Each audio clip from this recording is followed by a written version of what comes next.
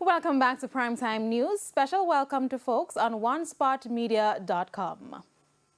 Up first this evening, with things heating up on the campaign trail, questions are now being raised as to when the Electoral Commission will make its first intervention. This now that it is official that the Commission will take on the responsibilities of the political ombudsman. Now, at yesterday's sitting of the Senate, it became clear that the intervention is urgent. Janella Precious has the details. Now that lawmakers have passed the required legislation to subsume the role of the political ombudsman into the Electoral Commission of Jamaica ECJ, many are watching to see how the process will work and whether it will be effective. The Electoral Commission of Jamaica ECJ consists of 9 members. According to the ECJ's website, the chairman is Earl Jarrett, and there are 3 selected commissioners: Morris Barnes, Justice Carl Harrison, and Justice Zayla McCalla.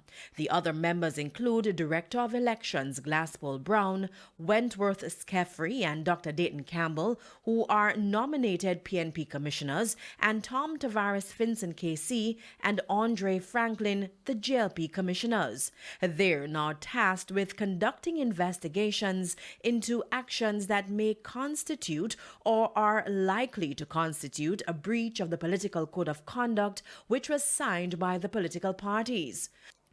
Already, issues have arisen on the political scene, and it is felt if left unchecked, things could escalate, leading to the local government poll on February 26, which takes us to the Senate debate on Friday.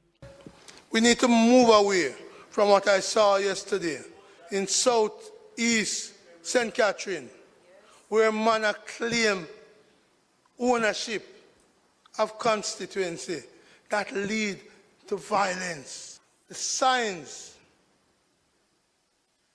are dangerous. We need to cut the link with people like Dean Jones. The Senate President, Tom Tavares Finson, hit back. Know it.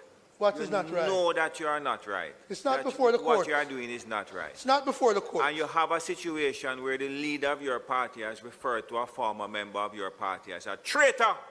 Thank you for and you don't mention that inside here. Where the but chairman of your party stand beside a man preaching violence against a candidate who was in the People's National Party before your party leader. I am incensed by what he's doing. You need to stop it. Talking about not politicizing the Electoral Commission of Jamaica, and that's exactly what you are doing, and I resent it.